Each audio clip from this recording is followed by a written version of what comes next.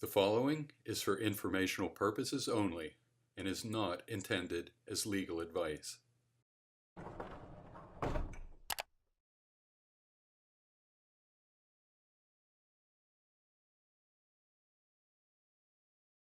Is my animal feed business regulated under the Food Safety Modernization Act?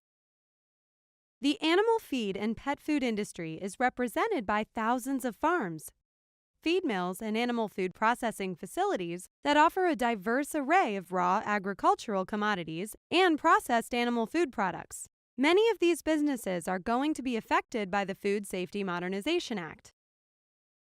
Feed mills, animal feed and pet food processors and manufacturers, as well as holding facilities that sell products all over the world, will be affected. But so will many smaller mills and pet food makers that distribute their products to local and regional markets.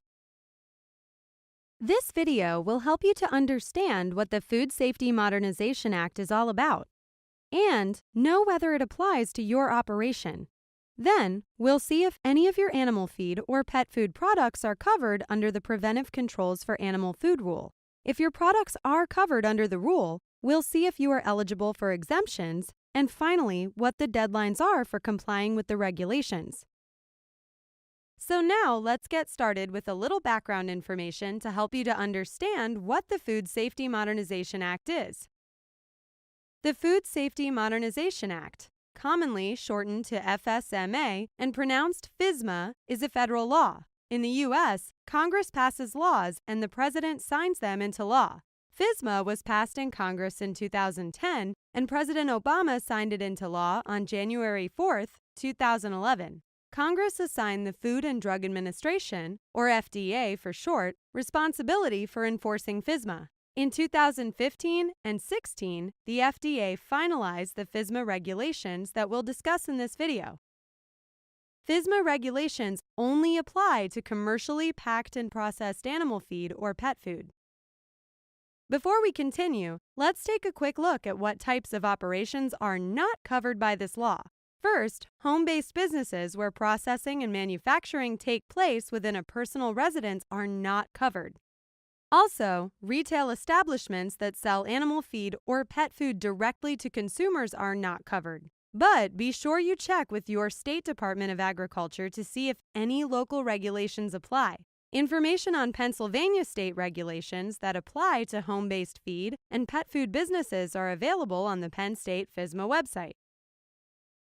Now, let's take a brief look at the 7 FSMA regulations, or rules as they are also called. Each of these rules has a long official name which you can find at the FDA's website, and a shorter name by which most refer to it. We'll use the short names here. The 7 rules are the Produce Safety Rule, the Preventive Controls for Human Food Rule, Preventive Controls for Animal Food, Food Defense, Transportation, the Imported Food Auditors Rule, and the Import Verification Rule. The regulation that will affect commercial animal feed processors and mills in the U.S. is the Preventive Controls for Animal Food Rule. The full name is Current Good Manufacturing Practice, Hazard Analysis, and Risk-Based Preventive Controls for Food for Animals, and we'll focus on this rule. You can see from this longer title that the regulation has 2 basic components: good manufacturing practices and preventive controls. Good manufacturing practices, or GMPs, are the basic foundational sanitation standards all animal feed and pet food operations must follow to prevent product contamination. Every operation covered under the rule must comply with the GMPs. More information on the GMPs can be found at the Penn State FSMA website. Preventive controls are procedures in place based on the specific product and process of an operation. These are established in a hazard analysis developed by the company. Not every operation covered under the rule will need to implement preventive controls. Now, let's see if any of your animal or pet food products are covered under the Preventive Controls for Animal Food Rule. First of all, what does it mean to be covered by a rule? Covered means that your business or product falls under the regulation. Some animal feed products are not covered under the rule, and so they do not fall under the regulation. However, if your feed products are covered, you need to make sure you are in compliance with each of the specific requirements in the regulation. In some cases, businesses producing covered products are eligible for certain exemptions to the rules. We'll use a series of flowcharts to help you figure out whether or not your animal feed or pet food products are covered under the rule. We'll present you with some statements, and then, depending on which statement you agree with, you will move to the next set of statements until you determine your FSMA status. We'll start with two situations where animal feed or pet food is either produced on a farm or at a location other than a farm. Let's start with a farm where animal food processing or manufacturing occurs. According to the FDA, a farm is an operation devoted to raising animals and/or growing, harvesting, packing, or holding crops. A farm establishment that conducts both farming and processing activities is called a mixed-type facility. So, if your farm also conducts processing activities, then your operation is a mixed-type facility, and you may or may not be covered under the animal food rule. To figure this out, you need to consider two questions. First, is your farm and feed business 100% vertically integrated? That means that the farm, the feed processing operation, and all of the animals that consume all of the feed are the same location and under the same ownership or management. If so, then the animal feed or pet food processed or manufactured on your farm is not covered under the animal food rule. But if your business is not 100% vertically integrated, meaning that at least some of your farm processed feed products are sold to other businesses under different ownership or management than your farm, then all of your products are covered under the animal food rule. Now let's consider the second case of an off-farm animal feed or pet food processing or manufacturing operation. All animal feed products produced at a location other than a farm are covered under the preventive controls for animal food rule. It's just that simple. Now, let's find out what exemptions might be available for businesses that produce feed products covered under the preventive controls for animal food rule. First, what is an exemption? An exemption means you do not have to comply with all parts of the rule, only certain parts of the rule, called modified requirements. Exemptions are generally based on the size of your operation, your average sales and inventory, the risk associated with the animal feed that you are manufacturing, or whether you are only storing raw agricultural commodities. Exemptions are not automatically given. You will need to have records on hand to prove that you are eligible for an exemption. Okay, let's continue with our discussion of the preventive controls for animal food rule. If you have determined that your animal feed or pet food products are covered under this rule, now you can find out whether you qualify for any exemptions. There are 3 types of exemptions possible under this regulation. 1, the mixed-type facility exemption. 2, the qualified facility exemption. And 3, the holding facility exemption. We'll walk you through each step in the flowchart to see what exemptions might be available for your covered operation. If you are unsure at any point as we move through this video, stop and go back to review it. A mixed-type facility is an establishment that conducts both farming and processing activities. A mixed-type facility that sells some of its animal feed to other businesses may or may not be eligible for a mixed-type facility exemption, depending on whether its products and processes are among those that the FDA has defined as low risk. Are all of your products and processes low risk? Or are some of them not low risk? Let's talk about what that means.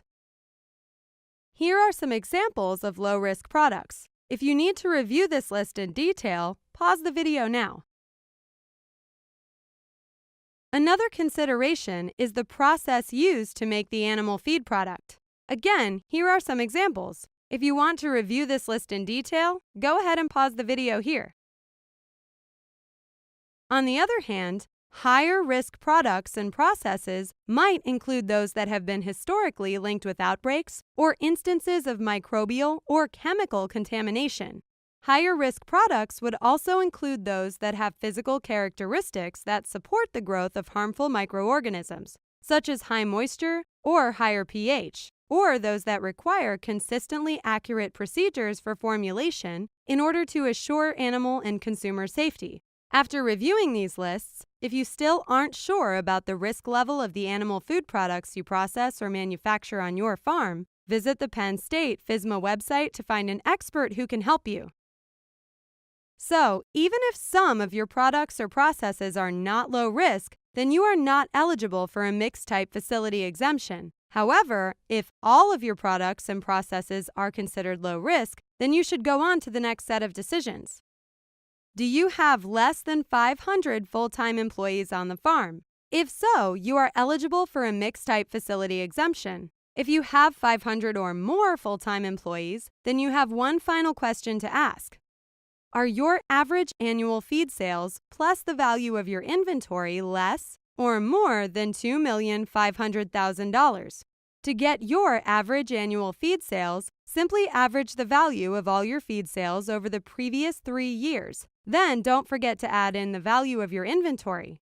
If your average sales plus inventory are less than $2,500,000, then you are eligible for the mixed-type facility exemption. If your average sales plus inventory are $2,500,000 or more, then you are not eligible for this exemption. But you may still be eligible for the second type, the qualified facility exemption, which we'll talk about now. So, if your facility was not eligible for the mixed-type facility exemption, or if you process or manufacture animal feed at a non-farm location, you could be eligible for a qualified facility exemption. Determining your eligibility for a qualified facility exemption is quite simple. Your average annual feed sales taken over the last 3 years, plus the value of your inventory must total less than $2,500,000. If this is the case, then you are eligible for a qualified facility exemption, and you only have to meet certain modified requirements. On the other hand, if that dollar amount is $2.5 million or more, you are not eligible for the qualified facility exemption and have to comply with all parts of the rule. Proving eligibility for both mixed-type facility and qualified exemptions under the Preventive Controls Rule requires 3 years of sales records to support your claim. So begin collecting your sales records now. Keep in mind that the FDA can remove your exemption if they find you are processing animal feed products under unsafe conditions. And finally, there is one more type of exemption, the holding facility exemption. Holding facilities are farm or non-farm animal feed operations that only store raw agricultural commodities, other than produce, that are intended for animal feed. For example, unprocessed grains. If you fall into this category, then you are eligible for a holding facility exemption. Modified requirements are in place for these kinds of operations. As you can see, the requirements for obtaining an exemption are complex. If you are still not sure where you stand, go to the Penn State FSMA website at extension.psu.edu/FSMA to learn details about modified requirements for each type of exemption and how to find an expert who can help you. Finally, let's talk about when you need to be in compliance with the Preventive Controls for Animal Food Rule. We'll also point you to some additional resources so you can learn more about what you'll need to do to comply with the rules.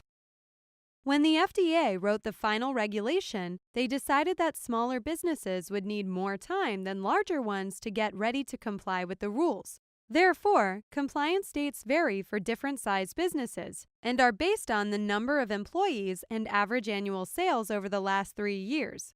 Compliance dates are phased in after the date the regulation was issued, which was September 2015. For the Preventive Controls Regulation, very small businesses with sales less than $2.5 million have 4 years to comply. Small businesses with less than 500 full-time employees have 3 years to comply. All other businesses that have both more than $2.5 million in sales and have more than 500 employees are considered to be larger businesses and have up to 2 years after the issue date to comply. The Animal Food Rule also contains a Good Manufacturing Practices component. Deadlines for implementing the GMPs are 1 year before preventive controls dates for each business size category. Visit the Penn State FSMA website to obtain clarification on any of these compliance dates. But what next, you ask? Where do I learn what I actually need to do to comply? Am I required to complete any training?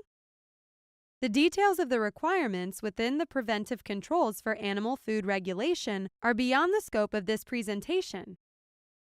If your animal feed or pet food products are covered under the regulation and your business is not eligible for any exemptions, you should take an FDA-approved training course developed by the Preventive Controls Alliance so that you will understand what exactly you will have to do.